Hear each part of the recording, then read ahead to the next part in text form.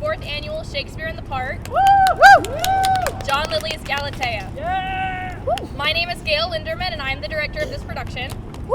Thank you so much for coming out today. We have a totally tubular show planned for you all. Before we get started, I have a couple of announcements to make. Firstly, please turn off and silence your cell phones.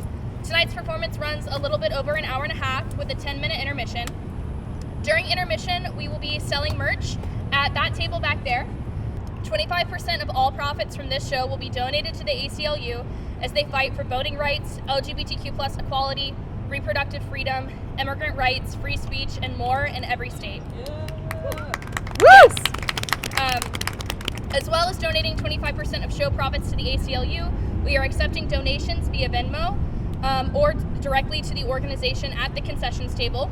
It's the same Venmo as the tickets, just please specify in the Venmo that it is a donation. You can also pay $1 to write the name of yourself and a loved one on one of Cupid's love knots and tie it onto the set to celebrate that relationship, whether it be familial love, platonic love, romantic love, or just something you're grateful for. All of the proceeds from those love knots will go directly to the ACLU. If you have the means to do so and can find it in your heart to donate, please do. Every little bit helps. Without further ado, sit back, relax, and enjoy the show.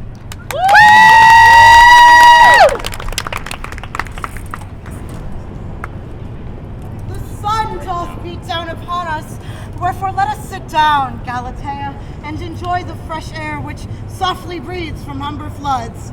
And whilst we sit, Father, you shall recount to me, if it please you, upon what cause this place was dedicated unto Neptune, and why you have thus disguised me.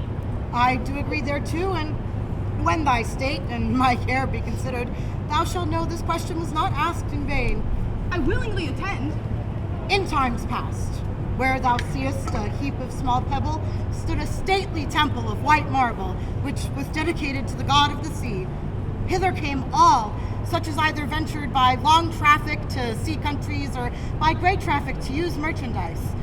But fortune, constant in nothing but in constancy, did change her copy, as the people their custom, for the land being oppressed by those that made a prey of that in which they should have made their prayers, tearing down the temple, even with the earth. This enraged so the god who binds the winds in the hollows of the earth that he caused the seas to break their bounds as men had broke their vows, and to swell as far above their reach as men had swerved beyond their reason.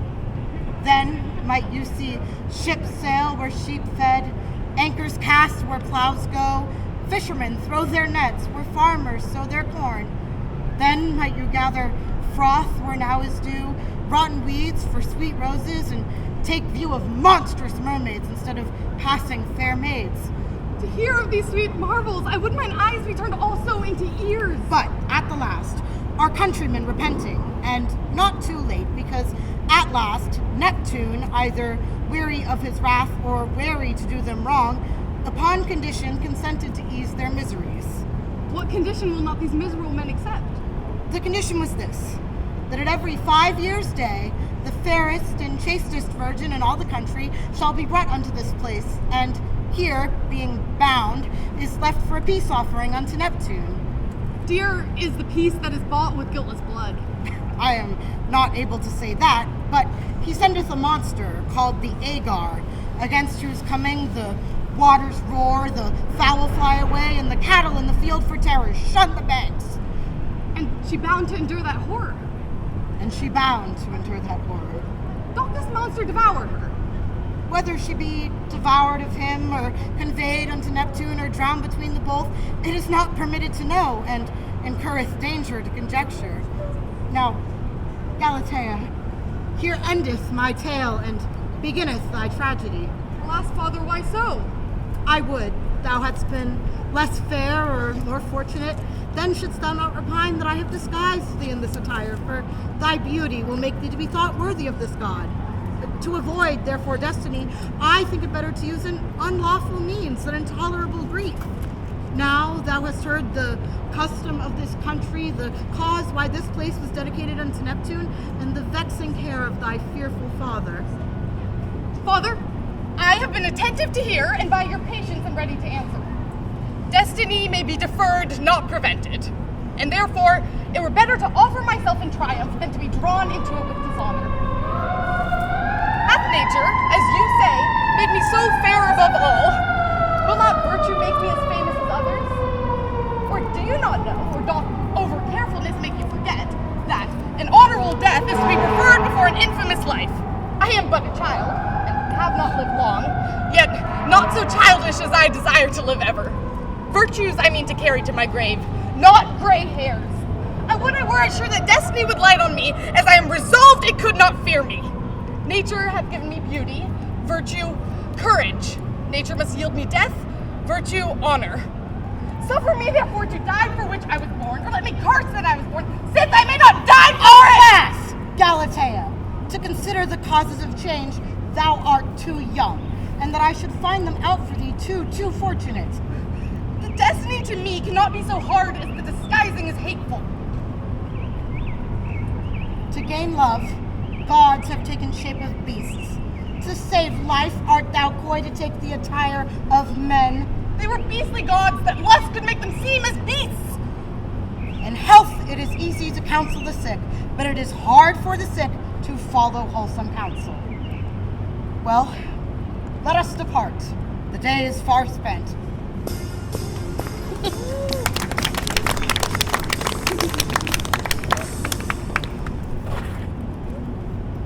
Fair nymph, are you strayed from your company by chance, or left thee to wander solitarily on purpose? Fair boy, or god, or whatever you be, I would you knew that these woods are to me so well known that I cannot stray, though I would, and my mind so free that to be melancholy I have no cause. There are none of Diana's train that any can train, either out of their way or out of their wits. What is this, Diana a god? What her nymphs? Virgins? What her pastimes? Hunting? A goddess who knows it not, virgins who thinks it not, hunting who loves it not. I pray thee, sweet wench, amongst all your sweet troop, is there not one that followeth the sweetest thing? Sweet love. Love, good sir, what mean you by it, or what do you call it? A heat full of coldness, a pain full of pleasantness, a sweet full of bitterness, that maketh thoughts have eyes and heart's ears, bred by desire, nursed by delight, weaned by jealousy, killed by dissembling, buried by ingratitude. And this is love!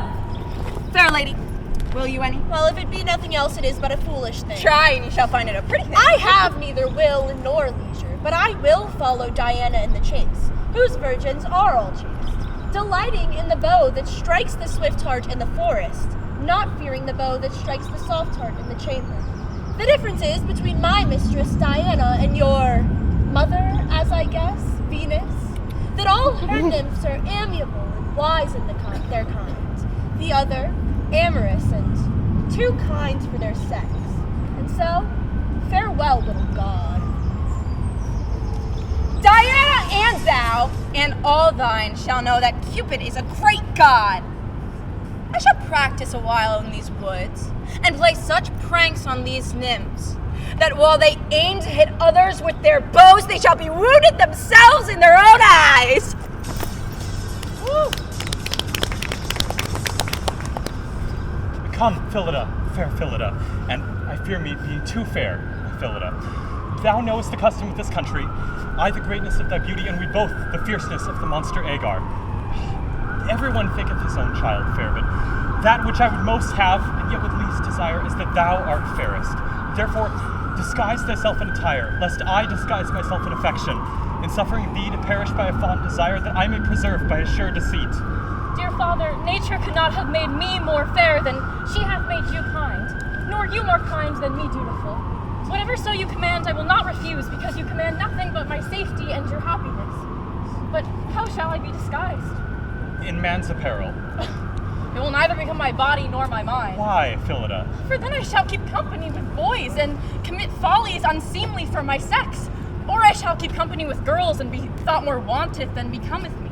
Besides, I shall be ashamed of my long hose and short coat, and shall blab out something by blushing at everything. Fear not, Phillida. Use will make it easy, but fear must make it necessary. I agree, because my father will have it so, and fortune must. Come in with me, and when thou art disguised, roam about these woods until the time be past and Neptune pleased. This day is the solemn sacrifice, wherein the fairest virgin, were not the inhabitants faithless, should be offered unto me. But so over-careful are fathers to their children that they forget the safety of their country, and fearing to become unnatural, become unreasonable. Their slights may blear men, deceive me they cannot! I will be here at the hour and do as great cruelty as they have done craft, and well should they know that Neptune should have been entreated, not cozened.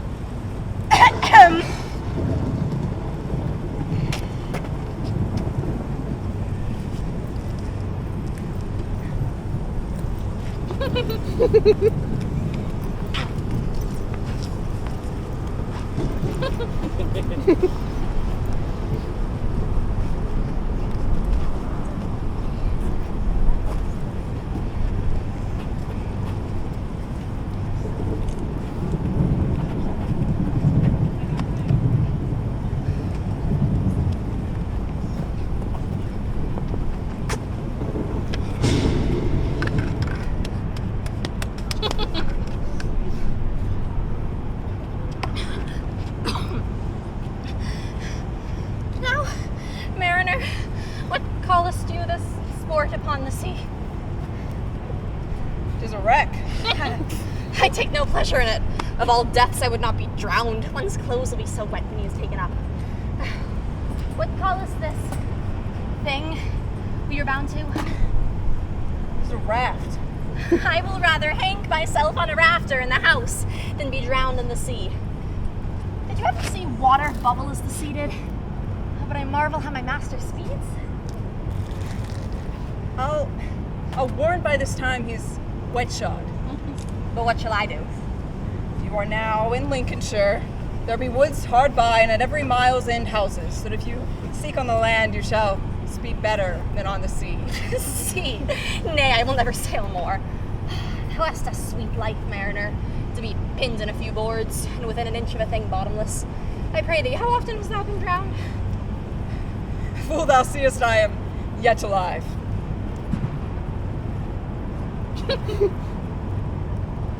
Why they be dead that be drowned? I had thought they had been with the fish, so by chance had been taken up with them in a net again. Where a shame a little cold water should kill a man of reason, when you see a poor minnow lie in it that hath no understanding. Thou art wise from the crown of thy head upwards. Seek you new fortunes now, I will follow mine old. I can shift the moon and sun. I fear the sea no more than a dish of water. Full as it is, but a liquid element. Farewell. I have neither land, nor wit, nor masters, nor honesty. Shall I go into the woods and see what fortune I may have before they be made ships? I will this way.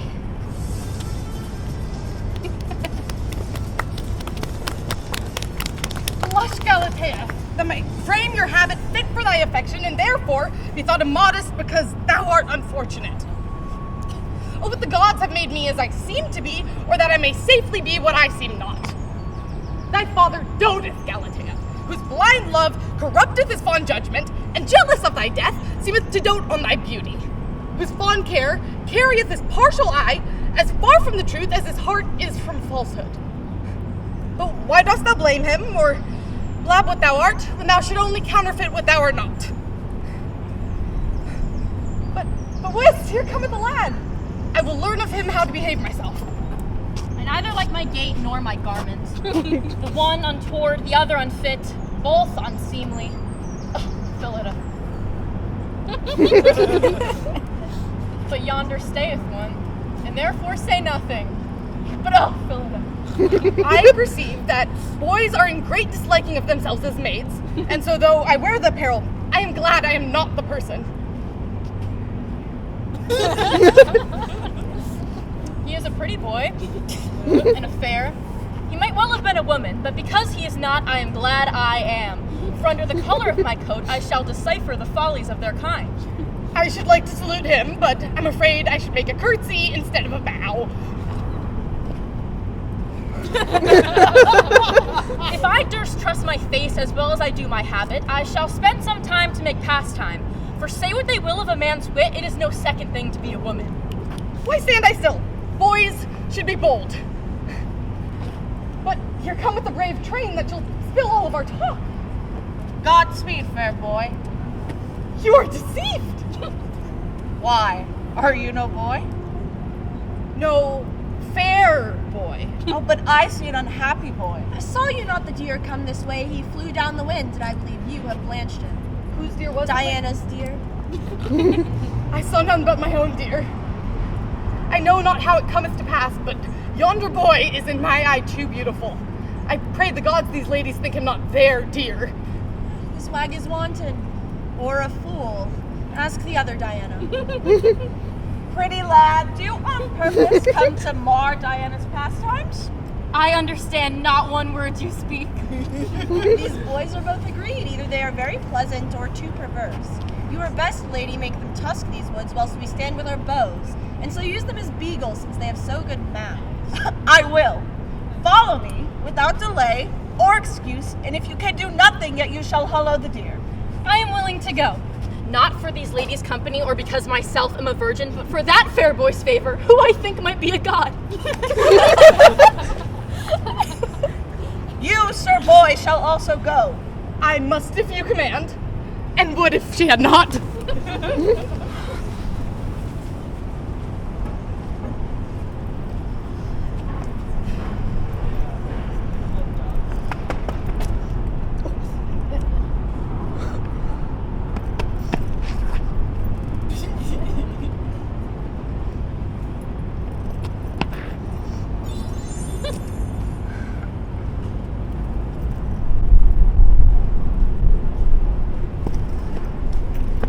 Now, Cupid, under the shape of a silly girl, show the power of a mighty god.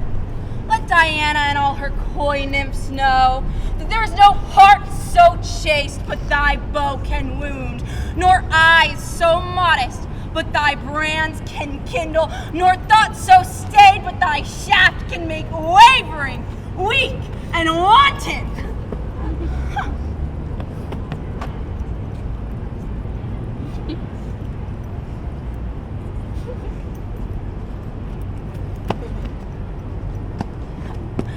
Cupid, though he be a child,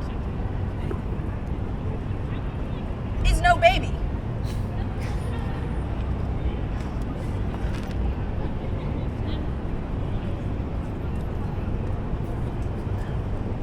I shall make their pains my pastimes, and so confound their love their own. Hey, I think I saw the They pictures will last dote in their weekend. desires, delight in their affections, and practice only impossibilities. All whilst I truant from my mother, I will make some tyranny in these woods. Fair ladies, if you see these dainty dames entrapped in love, say softly to yourselves, we may all love.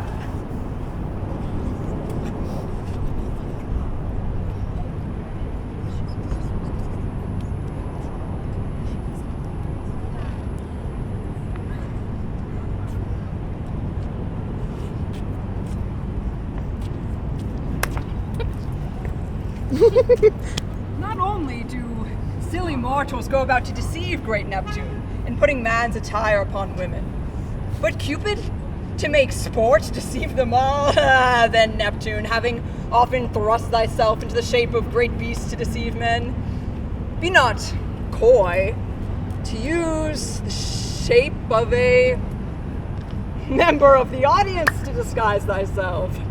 Neptune cannot be overreached. By swains himself is subtle. And if Diana be overtaken by craft, Cupid is wise. I will into these woods and mark all, and in the end mar all.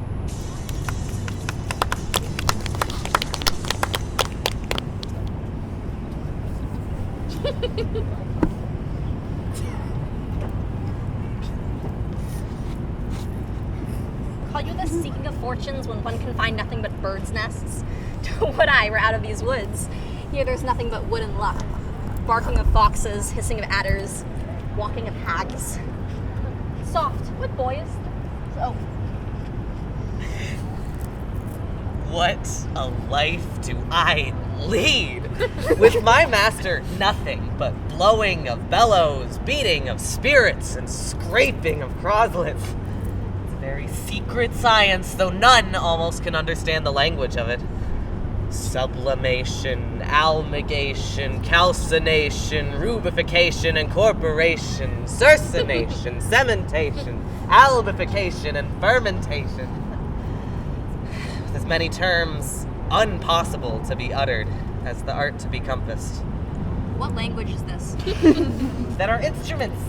Croslets, sublivatories, cucurbits, limbics, vials, dissensories, both manual and mural, for imbibing and conviving, bellows, mollificative and indurative. Then are metals, saltpeter, vitriol, sal tartar, sal purpurat, argol, resigar, sal armatic, agrimony, luminy, brimstone, valerian, breamwort, glass, unslaked, lime, chalk, ashes, tear, and, whatnot. To make? I know not what. My hair beginneth to stand upright, would he not make an end? And such a beggarly science it is, and so strong on multiplication that the end is to have neither gold, wit, nor honesty.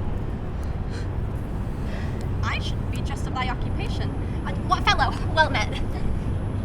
Fellow? Upon what acquaintance? Why, thou sayest the end of thy occupation is to have neither gold, nor wit, nor honesty, and methinks, at a blush, thou should be one of my occupation. Thou art deceived. My master is an alchemist. What's that, a man?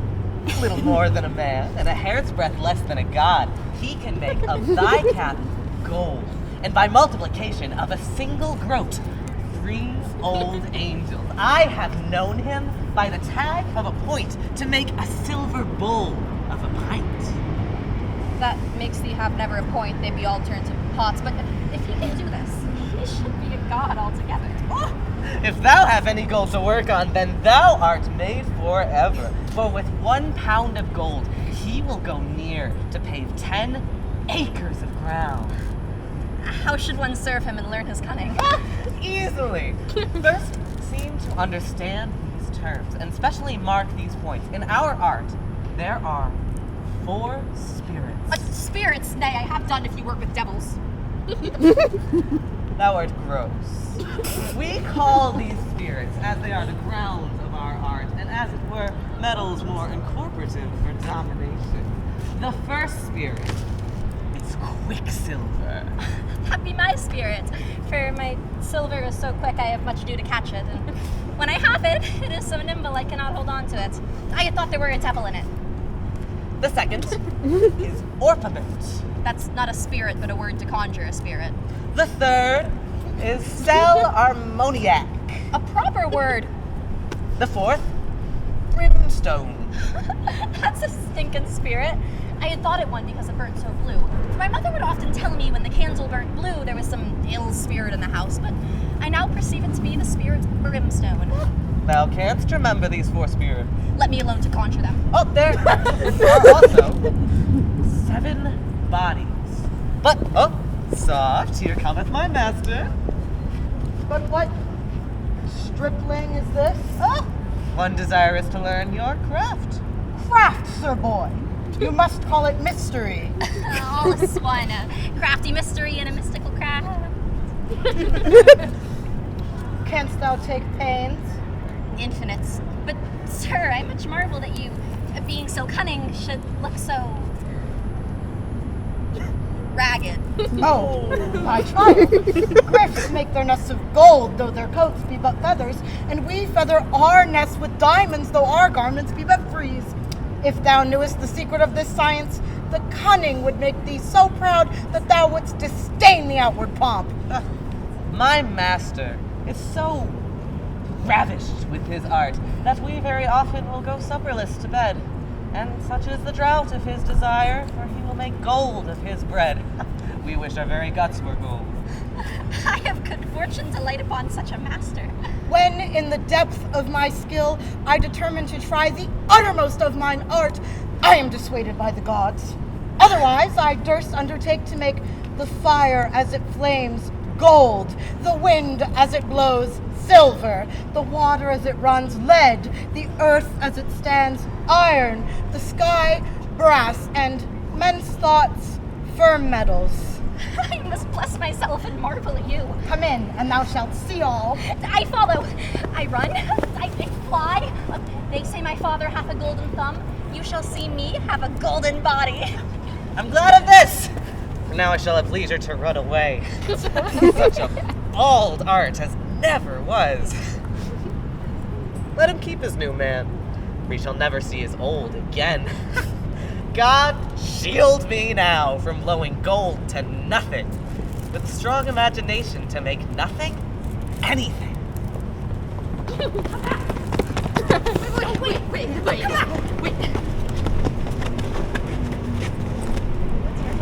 Peter. Dost thou come to these woods oft? Yeah. What's thy address? I wish to send thee a carrier. I live here.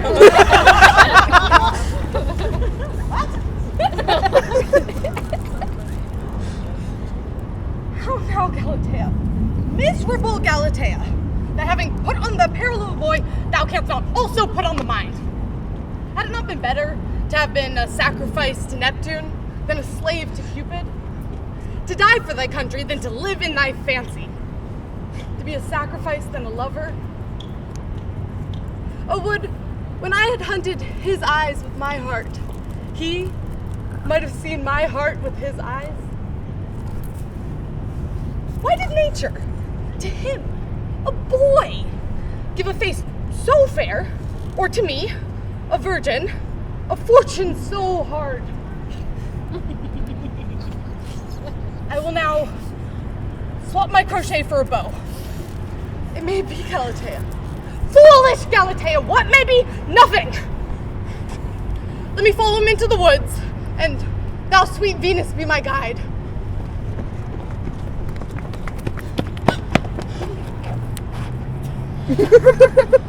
Poor Phillida, curse the time of thy birth and rareness of thy beauty, the unaptness of thy apparel, and the untamedness of thy affections. Art thou no sooner in the habit of a boy that thou should be enamored of a boy? What shalt thou do when what best liketh thee most discontenteth thee? Go into the woods, watch his good times, his best moods, and transgress in love little of thy modesty? I will. I cannot. Thou must! I will not. Then pining on Baptista, I will not! I will. Oh, Phillida, do something, nay, anything than live thus. But what I will do, I know not. But what I ought, I know too well. And so I go, resolute, either to bewray my love or suffer shame.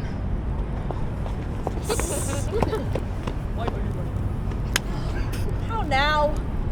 What new conceits, what strange contraries breed in thy mind? Is thy Diana become a Venus? Oh, Telusa, these words are unfit for thy sex being a virgin, but apt for thy affections being a lover.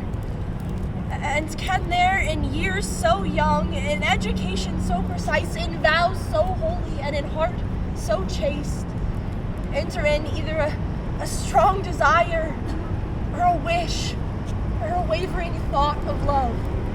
Can Cupid's brands quench Diana's flames, and his feeble shafts headed with feathers pierce deeper than Diana's arrows headed with steel? Break thy bow, Telusa, that seekest to break thy vow, and let those hands that aimed to hit the wild heart scratch out those eyes that have wounded thy tame heart.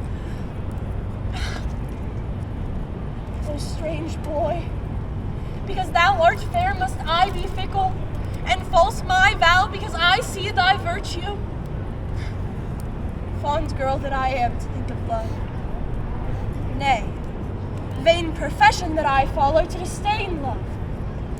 But here come Eurota. I must put on a red mask and blush lest she perceive my pale face and laugh. Telusa, Diana bid me to hunt you out and say that you care not to hunt with her. If you shall play any other game that she hath roused, your punishment shall be to bend all our bows and leave all our strings. But you look so pale, so sad, so wildly. Eurota, the game I follow is the thing I fly. My strange disease, my chief desire. I am no Oedipus to expound riddles, and I muse how thou canst be sphinx to mutter them, but Telusa, I pray thee, tell me what ailst thou. If thou is sick, on the ground are leaves to heal you. If melancholy, there are pastimes to use.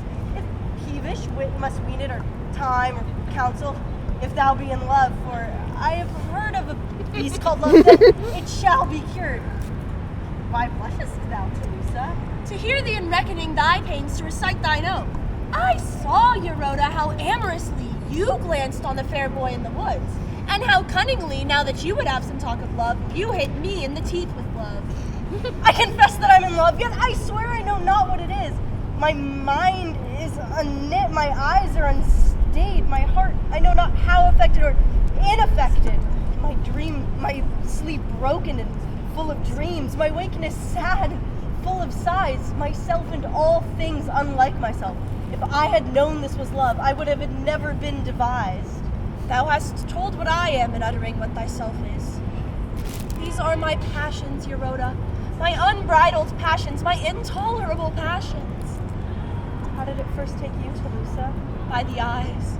By wanton eyes which conceived the picture of his face and hanged it on the very strings of my heart. Oh, fair boy. Oh, fond Telusa. But how did it take you, Eurota? By the ears, whose sweet words sunk so deep into my mind that the remembrance of his would have bereaved me of my wisdom. Oh, eloquent boy. Oh, credulous Eurota. But stop, here cometh Ramia. Let her not hear us talk. We will conceal ourselves and let her talk. I'm sent to seek others that have lost myself. Seems as though Ramia hath also bitten a love lead. Can there be no heart so chaste but love can wound? Nor vows so holy but affection can violate? Vain art thou virtue, and thou chastity but a byword when both are subject to love, of all things the most abject. If love be a god, why should not lovers be virtuous? Love is a god, and lovers are virtuous. Indeed, Ramia, if lovers were virtuous, then wert thou vicious. Why do you come so near me? I think we came near you when we said you love. Tush, Ramia, 'tis too late to recall it, to repent it ashamed. Therefore, I pray thee, tell, what is love? If myself felt only this infection, I would then take upon me the definition. But being incident to so many, I dare not myself define it. But we will all talk of it in the woods. Diana stormeth, sending one to seek another, she loseth all. Myself, with blushing I speak it, I'm thralled to that boy, that fair boy, that beautiful boy. Well, what have we here? All in love? No other food than fancy? No. No, she shall not have the fair boy. Nor you, Telusa. Nor you, Eurota. I love this, and my desert shall be answerable to my desires. I will forsake Diana for him. I will die for him. I love him! And so do I, and I will have him. Immodest, all that we are. But unfortunate, all that we are like to be. What, shall virgins begin to wrangle for love and become wanton in their thoughts, in their words, and their actions? O divine love, which art therefore called divine because thou overreachest the wisest, conquerest the chastest, and dost all things both unlikely and impossible because thou art love. Thou makest the wise fawns, the bashful imprudence, the chaste wanton, and workest contraries within our reach because thyself is beyond reason. Talk no more, Telusa, your words wound. Would I were no woman, would there were no boy, would Telusa were nobody. There will now be a 10-minute intermission.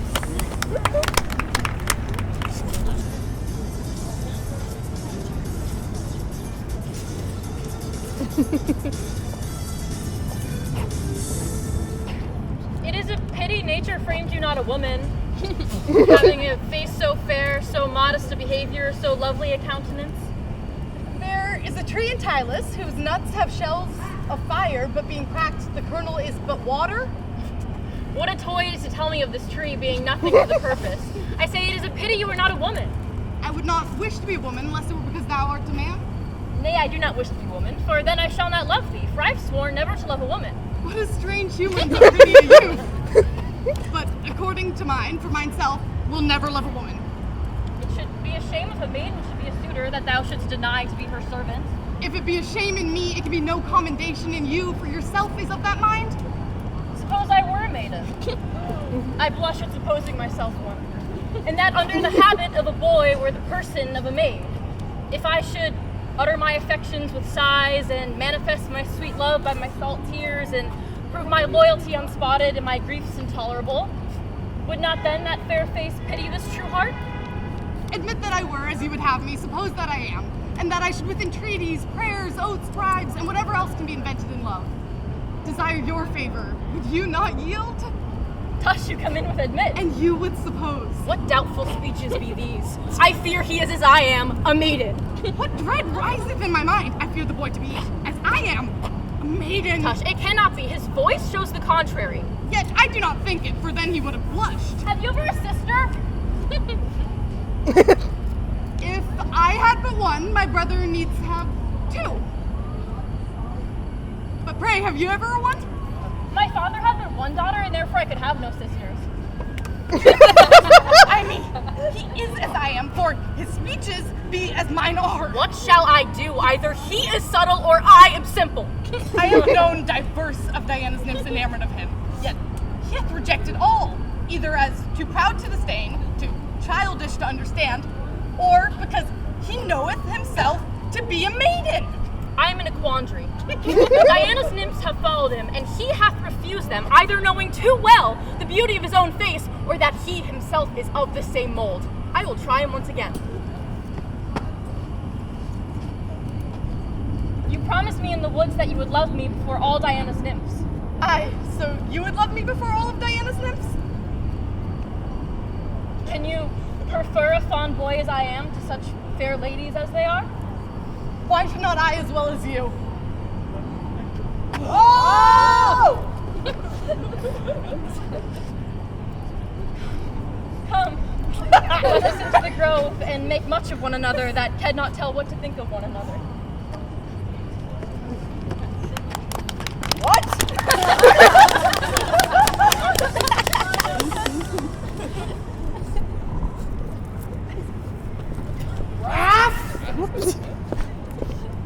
My boy is run away. I trust thou wilt not run after. I would if I had wings that I might fly after. Why, thou hast not yet seen the end of mine heart. I would had I not known the beginning.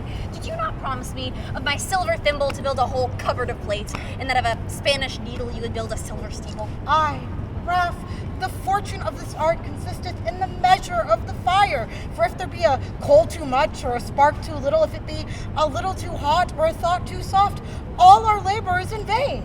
Besides, they that blow must keep time with their breaths, as musicians do with their breasts, so that there is between the fire and the metal and the workers a very harmony. Nay, if you must weigh your fire by ounces and take measure of a man's blast, then you may make from a dram of wind a wedge of gold, and of the shadow of 1 shilling make another, so that you may have an organist to tune your temperatures. So is it, and often doth it happen, that the just proportion of the fire and all things concur. Concur. Can dog, I will away. Then away! An art, quoth you, that one multiplieth so much by night that he wanteth money to buy meat at day. But what have we yonder? What devout man is this? He will never speak lest he be urged. I will salute him. Sir, there lieth a purse beneath your feet. If I had thought it were not yours, I would take it up. Dost thou not know that I was calculating the nativity of Alexander's great horse? Why? What are you? An astronomer? What, one of those that makes almanacs? Ipsissimus. I can tell thee the minute of thy birth, the moment of thy death, and the manner. I can tell thee what weather we shall have between now and octogesimus octavus mirabilis annus. When I list, I can set a trap for the sun, catch the moon with lime twigs, and go a-bat-fowling for stars. I can tell thee things past, things to come, and, with my cunning, measure how many yards of clouds are beneath that great sky. Nothing can happen which I foresee not. Nothing shall. I hope, sir, you are no more than a god. Should I serve you? I would fain serve. I accept thee. Happy am I. For now, I will reach thoughts and tell how many drops of water goes into the greatest shower of rain. You will see me catch the moon in eclipse like a coney in a purse net. I shall teach thee the golden number, the epact, and the prime. No more will I meddle in the numbering of gold, for multiplication is a miserable action. I pray, sir, what weather will we have this hour 70 years?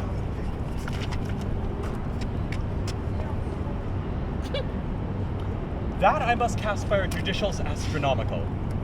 But therefore, come in with me, and thou shalt see every wrinkle of my astrological wisdom.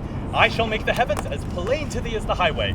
Thy cunning shall sit cheek by jowl with sun's chariot. And then shalt thou see what a base thing it is to have others' thoughts creep on the ground, whereas thine shall be stitched to the stars.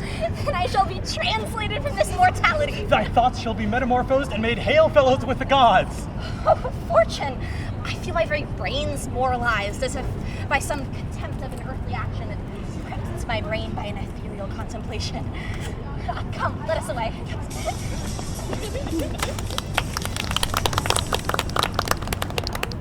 What news have we here, ladies?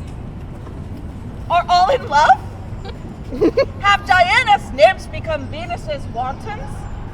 Is it a shame to be chaste because you be amiable? Or need to be amorous because you be fair? Oh, Venus, if this is thy spite, I will requite it with more than hate. Well shalt thou know what it is like to drib thine arrows up and down Diana's lays. There is an unknown nymph that straggleth up and down these woods who I suspect hath been the weaver of these woes. I saw them slumbering by the brookside. Go, find them, bring them to me. If you find upon her shoulder a bird, it is Cupid. Any print on her back like a leaf, it is Medea. And any picture of a bird on her left breast, it is Calypso. Whoever it be, bring her hither, and speedily bring her hither. I will go with speed. Go, Ramia, and help her. I obey.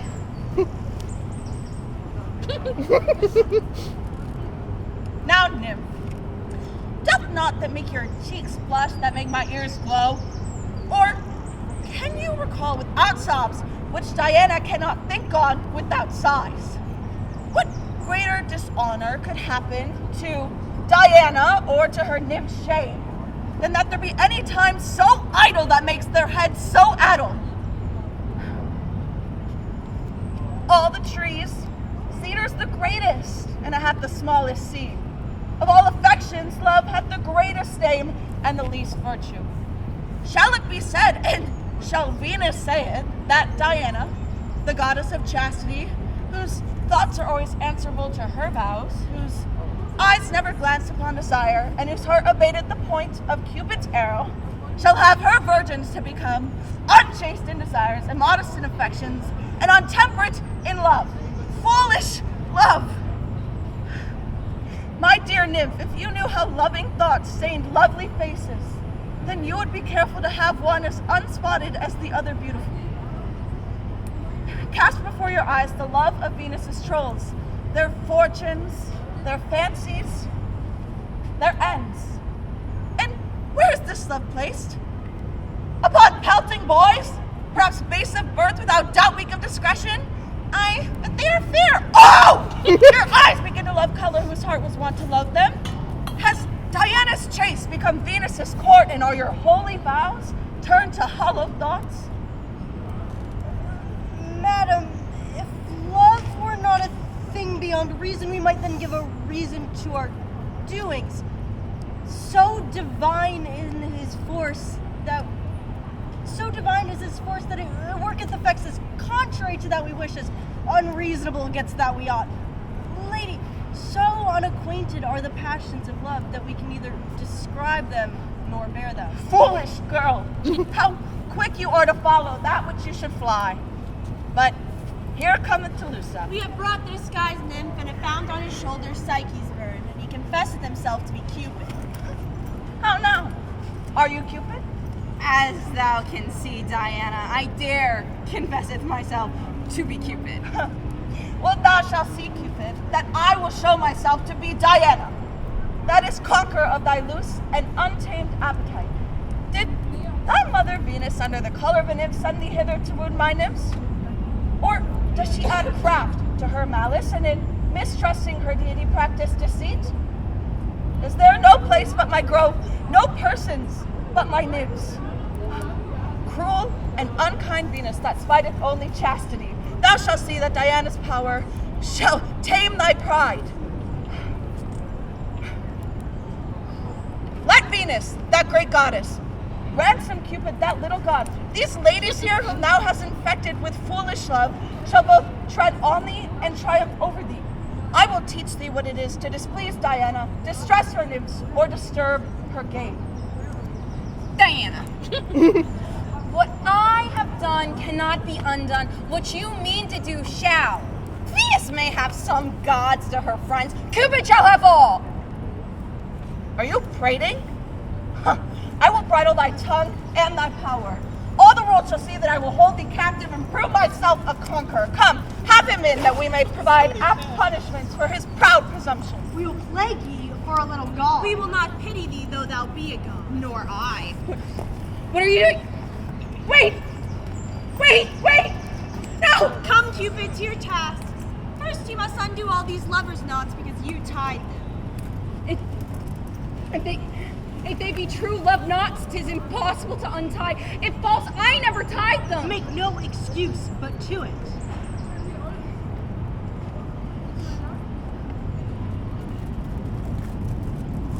Why, how now? You tie the knots faster. I cannot choose. It goeth against my mind to make them loose. Let me try. 'Tis impossible to be undone. I, as it is the true love knot of a woman's heart, and therefore cannot be undone.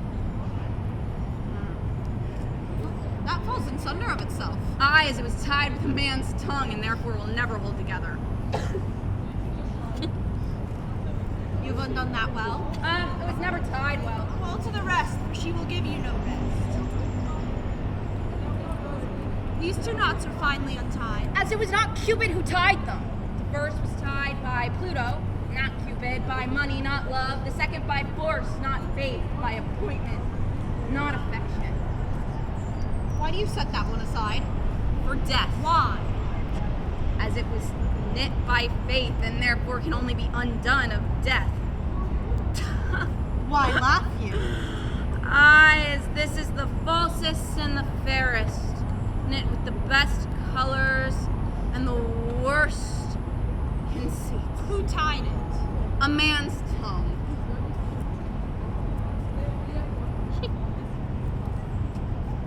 Why do you put that in my bosom? As it only belongs in a woman's bosom. What is it? A woman's heart. Lady, can you for pity see that Cupid is thus punished? Why does Cupid punish us without pity? Is love a punishment? It is no pastime. Oh, Venus, if thou couldst seest Cupid as a captive, I cannot tell if thou would laugh at it for distaste or revenge it for despite. There may come a time, Diana, and there shall come a time, that thou that settest Cupid to undo knots shall entreat Cupid to tie them. As for you, ladies, who have with solace beheld my pains, shall with sighs entreat my pity. Come, Cupid, Diana hath devised new labors for you that are god of love. You shall leave samplers all night and lackey after Diana all day. You shall shortly shoot at beasts for men, because you have made beasts of men. And you shall wait on ladies' trains, because thou hast entrapped ladies by trains. All the stories which are of love, you must pick out with your needle, and in their place sew Diana and her nymphs. How like you this, Cupid? I say I will prick with my needle better than I ever did with mine arrows. Diana cannot yield, she conquers affection. Diana shall yield, she cannot conquer destiny. Come, Cupid, you must hear business.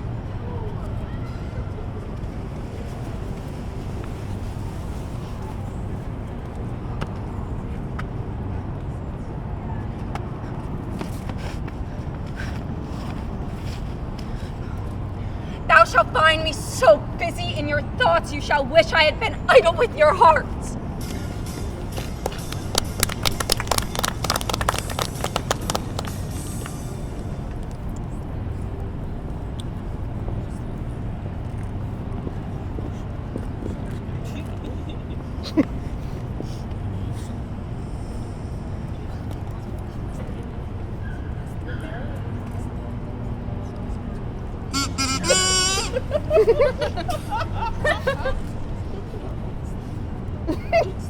This is the day wherein you must satisfy Neptune and save yourselves. Call together your fair daughters, and for a sacrifice take the fairest. For better it is to offer a virgin than suffer ruin. If you think it against nature to sacrifice your children, think it also against sense to destroy your country. If you imagine Neptune pitiless to desire such a prey, then confess yourself perverse to deserve such a punishment. You see this place, this fatal ring, with stones so they glisten like gold, yet threateneth to a fair virgin's grief. Here must the beautifulest be bound until the monster Agar carry her away. And if the monster come not, then assure yourselves that the fairest is concealed, and your country shall be destroyed. Therefore, consult with yourselves, not as fathers of children, but as favorers of your country. Let Neptune have his right, if you will have your quiet. And thus have I warned you to be careful, and would wish you to be wise, knowing that who hath the fairest daughter hath the greatest fortune, in losing one to save all. And so I depart to provide ceremonies for the sacrifice, and command you to bring the sacrifice.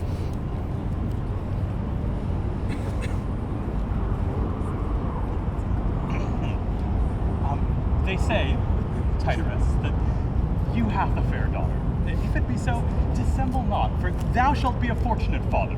It is a thing holy to preserve one's country, and honorable to be the cause. Indeed, Melibeus, I have heard you boast that you have a fair daughter, that none the which was more beautiful. I hope you are not so careful of a child that you will be careless of your country. I must confess that I had a child, and I know you have, but alas, my child's cradle was her grave. I would she had lived till now. She should willingly have died now. For what could have happened to poor Melibeus more fortunate than to be father of a fair country and sweet child? Oh, Melibeus, dissemble you may with men, deceive the gods you cannot. Did not I see, and very lately see, your daughter walking away from town? You have conveyed her away, that you might cast us all away. You make the people believe you wish well, when you practice nothing but ill, wishing to be thought religious toward the gods, when I know you deceitful towards men. You cannot overreach me, Melibeus. Overshoot yourself you may. It is a wily mouse which breeds in the cat's ear. Did you ever see me with my daughter? You are deceived. That was my son. Now, this matter being set aside, you have a fair daughter, Tityrus, and it is pity that you are so fond of father. You both are either too fond or too forward.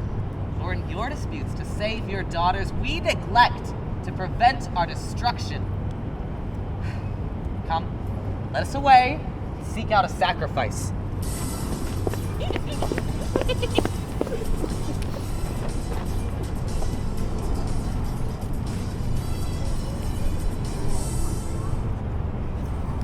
I marvel what maiden the people will present. It is happy you are none, for then it would have fallen to your lot, because you are so fair. If you had been a maiden, I need not to have feared, because you are fairer. I pray thee, sweet boy, flatter not me. Speak truth of thyself, for in mind's eye of all the world, thou art fairest. These be fair words, but far from thy true thoughts. I know my own face in true glass, and desire not to see it in a flattering mouth. Seeing we are both boys, and both lovers, and that our affection may have some show, and seems it be love, let me call thee mistress, I accept that name, for diverse before have called me mistress. For what cause? Nay, there lie the mysteries. Will not you be at the sacrifice? No, Why? because I have dreamt that if I were there, I should be turned into a virgin, and being so fair, as thou sayest I am, I would be offered, as you knowest one must. But will not you be there? Not unless I was sure that a boy might be sacrificed and not a maiden. Why, then you would be in danger. But I would escape it by some deceit. Seeing we are both to be absent, let us wander into the grove till the hour be past. I am agreed, for then my fear will be past. Why? What dost thou fear? Nothing, but that you love me not. I do.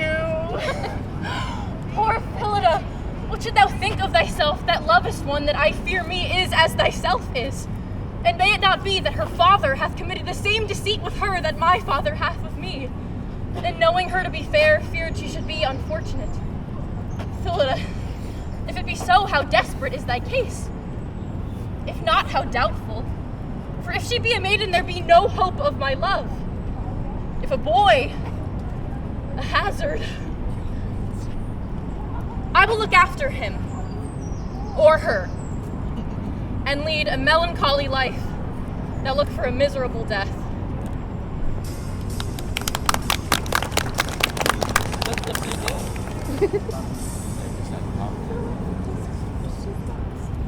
No more masters now. An astronomer. Of all the occupations, that's the worst. Yet well fare the alchemist, for he makes good fires, though he gets no gold.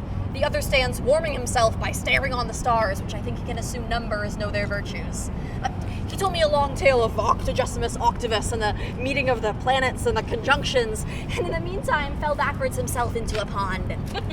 I asked him why he foresaw not that by the stars. He said he saw it, yet contemned it. But soft is that not, Peter?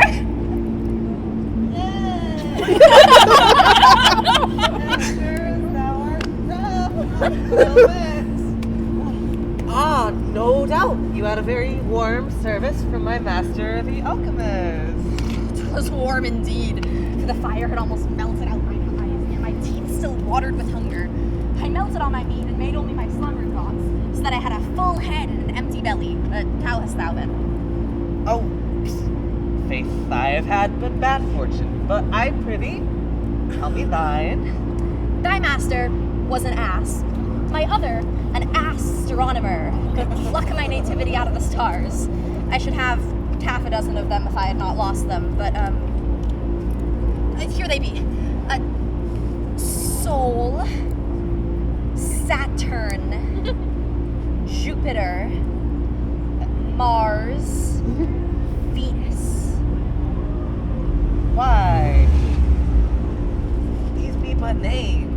Aye, but by these he gathereth that I was a Jovelus, born of a Thursday, and that I should be a brave alien and get all my good luck on a Friday. But how hast thou lived? Why, man, I served a fortune teller who told me that I should live to see both my older brothers beg. And I have gotten a master now who shall teach me to make them both my younger brothers. So I am such a master, I would not care what become of me. I pray you, bring us to him quickly, for I am great bellied with deceit until I see him. Ah, come then. Go with me. I'll bring it to him straight.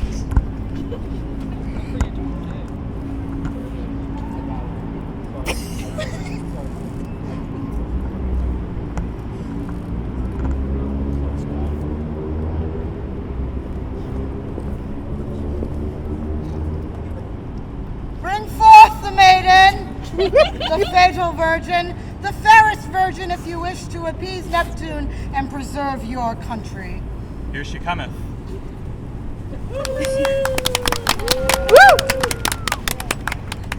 Now all withdraw, for it is a sight unseemly to see the misfortune of a maiden, and terrible to behold the fierceness of that monster, Agar. Miserable and accursed Haebe, that being neither fair nor fortunate, thou shouldst be thought most happy and beautiful. Curse thy birth, thy life, thy death, being born to live in danger, and having lived to die by deceit. Art thou the sacrifice to appease Neptune, to satisfy the custom, the bloody custom, ordained for the safety of thy country? I, Haebe, poor Haebe. Men will have it so, whose forces command our weak natures. Nay, the gods will have it so, whose powers dally with our purposes. But alas, destiny alloweth no dispute. So die, Haebe, Haebe die, woeful Haebe, and only accursed Haebe.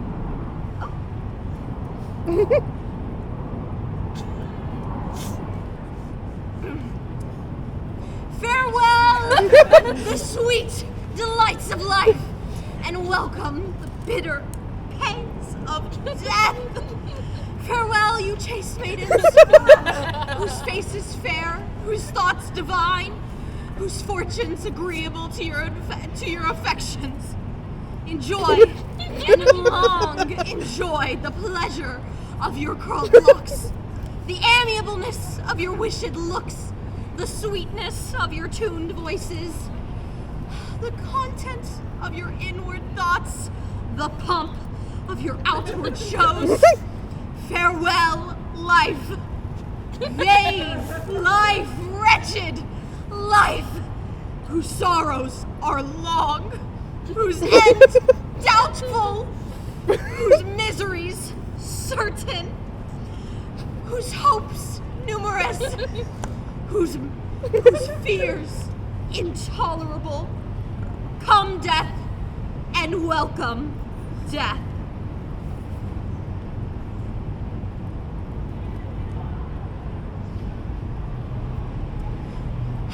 What abatest thou thy wanted swiftness? I am fair, I am a virgin, I am ready. Come, Agar, thou horrible monster, and farewell, world, thou viler monster. The monster is not come, and therefore I say Neptune is abused, whose rage I fear me will be both infinite and intolerable. Take in this maiden, whose want of beauty hath saved both her life and all of yours. We could not find any fairer. Neptune will. Fortunate, Haebe, how shalt thou express thy joys? Nay, unhappy girl, that art not the fairest. Would it not have been better to have died with fame than to live with dishonor, to have preferred the safety of thy country and rareness of thy beauty to the sweetness of life and the vanity of the world? But alas, destiny alloweth not. Destiny could not have it so, because it asketh the beautifulest. I would Haebe hadst been beautifulest. Come, Haebe! Here is no time for us to reason. It had been best for us thou hast been most beautiful. Was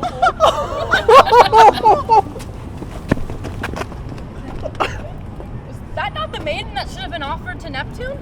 Be like either the custom hath been pardoned, or she not thought fairest. I cannot conjecture the cause, but I fear the event. Why should thou fear? The gods requireth no boy. I would he did, then I should have no fear. I'm glad he doth not too, for then I also would have cause to fear.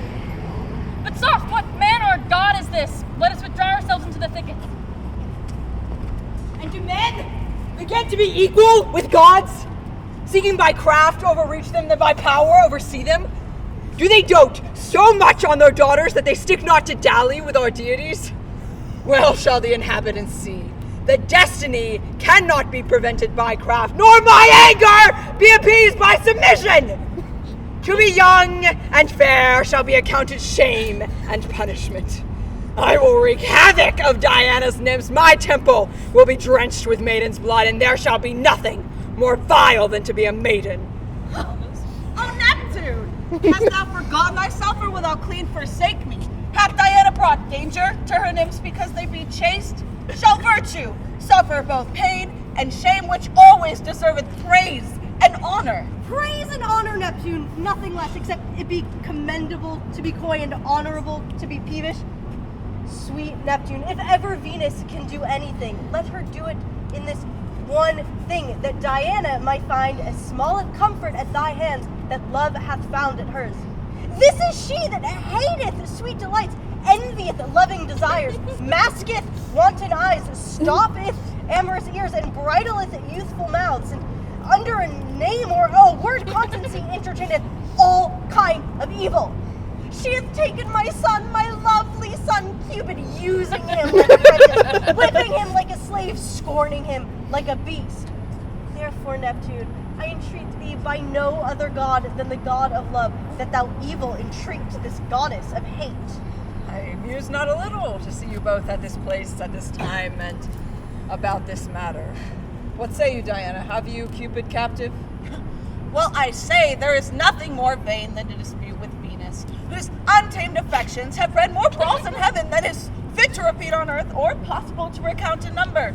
I have Cupid, and will keep him, not to dandle him in my lap, whom I abhor in my heart, but to laugh him to scorn, that hath made in my virgin's heart such deep scars. Scars? Diana, you call them that I know to be bleeding wounds? Neptune, if ever Venus stood thee in stead, furthered thy fancies, or at all times shall be at your command, let either Diana bring her virgins to a continual massacre, or release Cupid of his martyrdom. Oh, Venus, it is known that your thoughts are as unruly as your tongue is unstayed as your eyes. Diana cannot chatter, Venus cannot choose. It is an honor for Diana to have Venus mean ill when she speaketh so well. But you shall see, I come not to trifle. It were unfit that goddesses should strive, and it were unreasonable that I should not yield, and therefore to please both attend. Diana I must honor, for virtue deserveth no less, but Venus I must love, I must confess so much. Diana, restore Cupid to Venus, and I will forever release the sacrifice of maidens. If therefore you love your nymphs as she doth her son, or prefer a private grudge before a common grief, answer what you will do. Well, had I 20 Cupids, I would deliver them all to save one maiden, knowing love to be a thing of the vainest, and virginity a virtue of the noblest. I yield, and shall it be said that Cupid saved those he thought to spoil? I agree to this willingly, for I will be wary how he wanders, but Diana cannot forbid him to wound. Yes, chastity is not within the level of his bow. And beauty is a fair mark to hit. Well, I'm glad you are agreed. And let it be said that Neptune hath dealt well with beauty and chastity. Come, take your son. Oh, son, where have you been? Always taken first by Sappho, now by Diana. Oh, what happened with you, unhappy elf? Well, I was wandering through Diana's woods and seeing so many fair faces with fun hearts, I thought, for my sport, to make them smart, and so was taken by Diana! Oh, I'm glad I have you. I am glad I am rid of him. But, alas, poor boy, thy wings clipped, thy brands quenched, thy bow burnt, and thy arrows broke. Aye, but thy skilleth not. I now bear mine arrows in my eyes, my wings in my mind, my brands on my ears, and my bow in my mouth, so that I may shoot with seeing, fly with thinking, burn with hearing, and wound with speaking. Well, up to heaven with me, for on earth thou wilt lose me. But soft, what be these?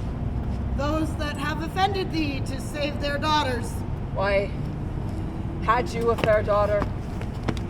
I, and Melibeus a fair daughter. Where be they? In yonder woods. And methinks I see them. Well, you're just not well pardoned, but these goddesses' jars. This is my daughter, my sweet Phillida. And this my fair Galatea. Unfortunate Galatea, if this be Phillida! Cursed be Phillida if this be Galatea. And was all this while enamored of Phillida? That sweet Phillida? And couldst thou dote upon the face of a maiden, thyself being one, on the face of fair Galatea? Do you both, being maidens, love one another? See, I had thought the habit agreeable with the person, and so burned in the fire of my own desire. And I had thought that in the attire of a boy there could not have been lodged the person of a maid, and therefore was inflamed with a sweet desire. Things falling out as they do, you must leave these fond affections. Nature will have it so. Necessity must. I will never love any but Phillida. Her love is engraven in my heart with her eyes. Nor I any but Galatea, whose fate is imprinted in my mind with her words. An idle choice. Strange and foolish for one maiden to dote upon another, and to imagine a constant faith where there can be no cause of affection. How like you this, Venus? I like it well and allow it. They shall both be possessed of their wishes. For never shall it be said that nature or fortune shall overthrow love and faith. Is your love begun with truth, continued with constancy, and not to be altered until death? Die, Galatea, if it be not so. Accursed be Phillida, if thy love be not so. Suppose all this, Venus. What then? What is to love or the mistress of love impossible? I am content so I may embrace Galatea. I wish it so I may enjoy Phillida. How say you, Tityrus? Shall we refer to Venus? I'm content because she is a goddess. Neptune, you will not dislike it. Not I. Nor you, Diana. Not I. Cupid shall not. I will not. Let us depart. Doth it suffice? And satisfy us both, does it not, Galatea? Yes, Phillida.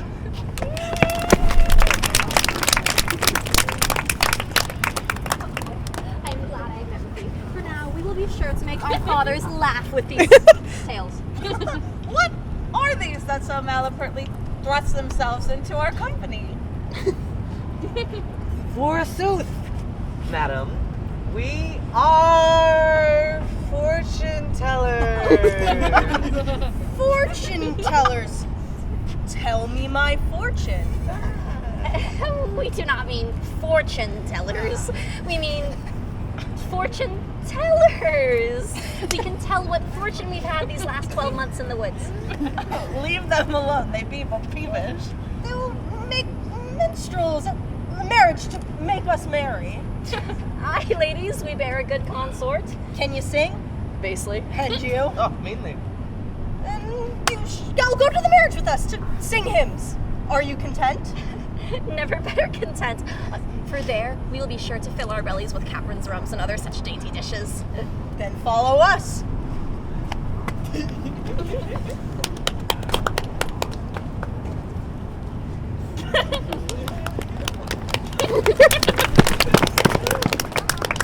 Go! 'Tis only us that can conclude all. You ladies shall see that Venus can make constancy fickleness, modesty lightness, and working things impossible in their sex, whose tempering hardest hearts like softest wool. Yield, ladies, yield to love, ladies, whose lurketh under your eyelids whilst you sleep, and playeth on your heartstrings while you wake, whose sweetness never breedeth satiety, grief bitterness, nor labor weariness. Cupid was begotten in a mist, nursed in clouds, and sucking only upon conceits. Yield him your conqueror to whom ye ought to regard. Sit, for it is impossible to resist, for this is infallible. Love conquers all but itself, and ladies, all hearts but their own.